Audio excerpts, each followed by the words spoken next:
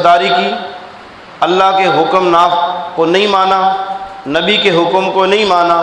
اللہ نے بنی اسرائیل کو تباہ و برباد کر دیا۔ عیسائیت کو بڑی عزت دی، عیسائیوں کے نبی حضرت سیدنا عیسیٰ علیہ نبینا آپ تشریف لائے، لوگوں کو دعوت دی، لوگوں نے دعوت قبول نہیں کی، اللہ نے ان کا بھی زمانہ ختم کر دیا۔ آخری قیامت تک جو ہستی اللہ نے تاج نبوت پہنا کر دنیا میں بھیجی وہ آپ کے اور میرے نبی جن کا نام اسم گرامی حضرت محمد صلی اللہ علیہ وسلم۔ اور یاد رکھیں کہ نبی پاک صلی اللہ علیہ وسلم کے بعد اب قیامت تک کوئی نبی نہیں آئے گا، کوئی نبی نہیں آئے گا۔ اور امت کو دھوکہ دینے کے لیے ہر کچھ عرصے بعد کسی نہ کسی شہر میں، کسی نہ کسی علاقے میں کوئی ایسا بدبخت مسلمانوں کو گمراہ کرنے کے لیے، لوگوں کو دین سے دور کرنے کے لیے نبوت کا دعویٰ کرے گا، اور بد نصیب لوگ اس کو مانیں گے، اور اسی بد نصیبی میں وہ خبیث خود بھی جہنم میں جائے گا اور اپنے ماننے والوں مریدوں کو بھی جہنم میں لے کے جائے گا۔ پکا سچا عاشق رسول صلی اللہ علیہ وسلم، اس کا ایمان اور عقیدہ ہے کہ نبی پاک صلی اللہ علیہ وسلم کے بعد اب قیامت تک کوئی دوبارہ نبی نہیں آئے گا، اب قیامت تک دوبارہ کوئی نبی نہیں آئے گا۔ اور اس دھوکے کو دینے کے لیے لوگ کہتے ہیں کہ جی عیسیٰ علیہ السلام آئیں گے اور وہ دمشق کی مسجد میں اتریں گے، تو یاد رکھیں عیسیٰ علیہ السلام آئیں گے اور وہ دمشق کی مسجد میں آئیں گے، پھر اس کے بعد دنیا میں زندہ رہیں گے،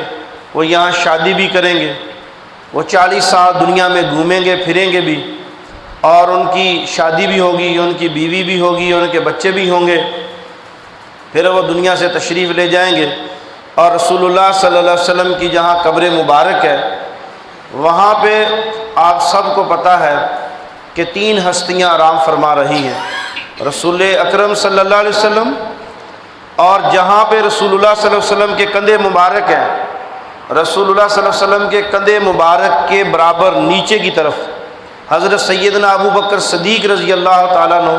آپ دفن ہیں، اور جہاں پہ حضرت سیدنا ابو بکر صدیق رضی اللہ تعالیٰ عنہ آپ کے کندھے مبارک ہیں، یعنی نیچے وہاں حضرت سیدنا عمر فاروق رضی اللہ تعالیٰ عنہ امیر المومنین خلیفۃ المسلمین آپ کی قبر مبارک ہے۔ اسی ترتیب سے وقفے سے صحابہ کرام رضی اللہ تعالیٰ عنہ اجمعین نے ادب مصطفیٰ کی وجہ سے رسول اللہ صلی اللہ علیہ وسلم کو آپ کے وصال کے بعد حضرت سیدنا ابو بکر صدیق کو حضور کے برابر نہیں دفن کیا، حضور سے نیچے دفن کیا، جہاں میرے آقا کے کندھے ہیں وہاں حضرت سیدنا ابو بکر صدیق دفن ہے۔ اور جب حضرت سیدنا عمر فاروق کی شہادت ہوئی تو پھر صحابہ نے رسول اللہ صلی اللہ علیہ وسلم کا ادب کرتے ہوئے اور یار غار والمزار امام العاشقین راحت العاشقین سیدنا ابو بکر صدیق رضی اللہ تعالیٰ آپ کا ادب کرتے ہوئے حضرت سیدنا عمر فاروق رضی اللہ تعالیٰ عنہ کو حضرت ابو بکر صدیق کے کندھے کے برابر نیچے کی طرح دفن کیا کہ یہ وقفہ رہے، فرق رہے، اوپر قبر رسول اللہ صلی اللہ علیہ وسلم کی، نیچے قبر آقا کریم صلی اللہ علیہ وسلم کے خلیفۃ المسلمین پہلے خلیفہ حضرت ابو بکر صدیق کی، اور ان کے بعد جو قبر ہے حضرت سیدنا عمر فاروق کی ہے، ایک قبر کی جگہ باقی ہے، اور اس جگہ پہ دفن ہوں گے قیامت کے قریب جب حضرت عیسیٰ علیہ السلام تشریف لائیں گے۔ یدفن فی ھذا قبرہ او کما قال صلی اللہ علیہ وسلم، میرے آقا فرمایا کہ جب عیسیٰ علیہ السلام آئیں گے اور پوری دنیا میں آ کے عیسائیت کو ختم کریں گے اور لوگوں کو کہیں گے کیا عیسائیوں تم میرا کلمہ پڑھتے ہو، جبکہ میں عیسیٰ خود پڑھتا ہوں لا الہ الا اللہ محمد رسول اللہ، لیکن اس سے پہلے آپ کو اور مجھے بڑے کڑے امتحان سے گزرنا پڑے گا، بڑے کڑے امتحان سے، جس کے بارے میں آقا کریم صلی اللہ علیہ وسلم نے بڑا ڈرایا اور خوف زدہ کیا۔ ایک بندہ فجر کی نماز کے وقت مسلمان ہوگا اور جب ظہر کی نماز ہوگی میرے آقا فرمایا وہ کافر ہو جائے گا۔ جنازہ پڑھنے والے مسلمان ہوں گے، جس کا جنازہ ہوگا اس کا صرف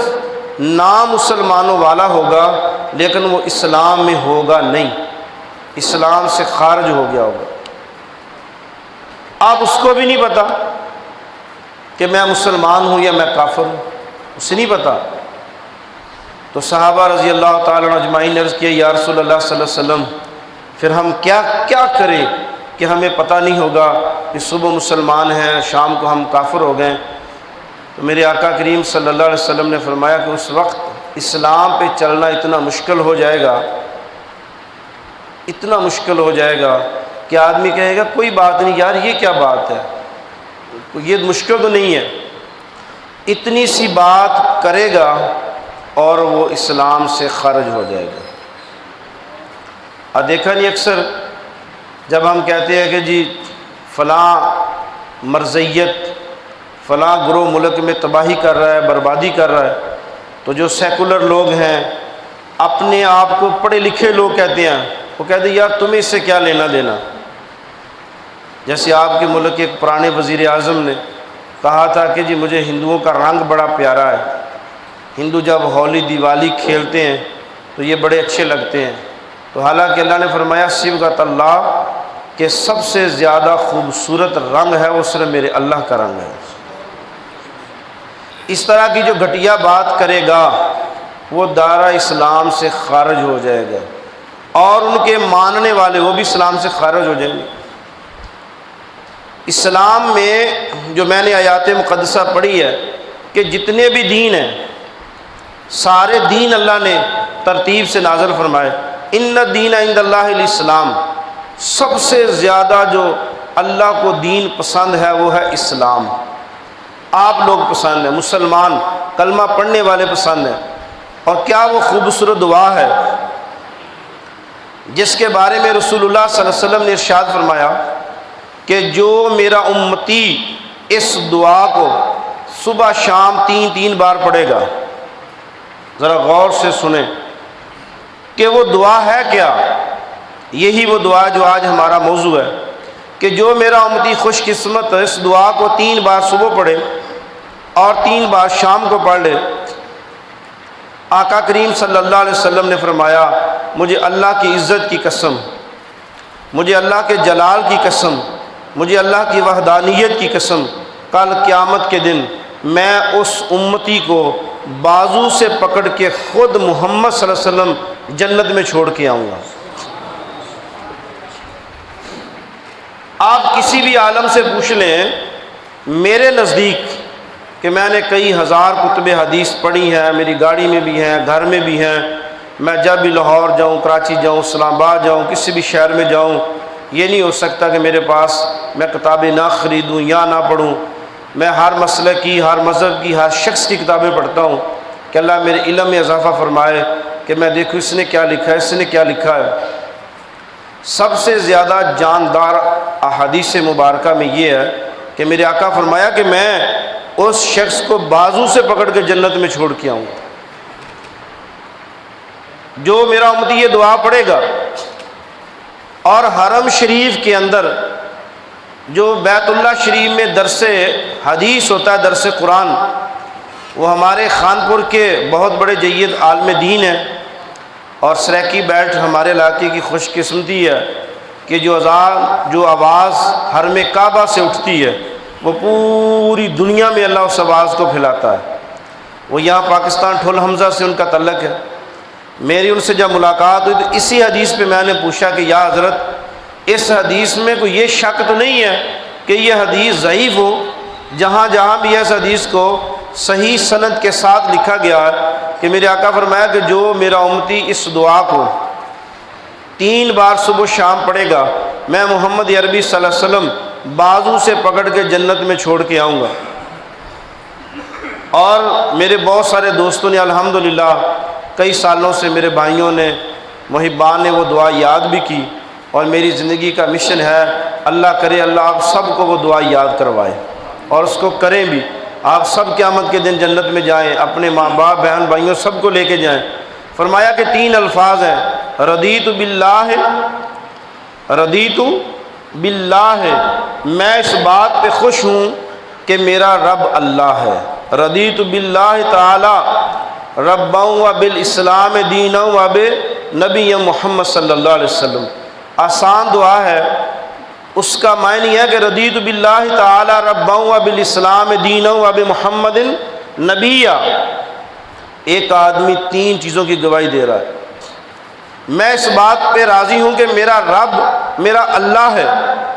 میں اس بات پہ راضی ہوں کہ میرا دین دین اسلام ہے،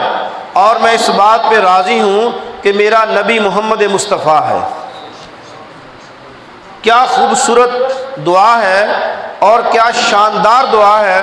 آپ نے اللہ کو بھی مان لیا، دین کو بھی مان لیا، اور آقا کریم صلی اللہ علیہ وسلم کی شان کو بھی مان لیا۔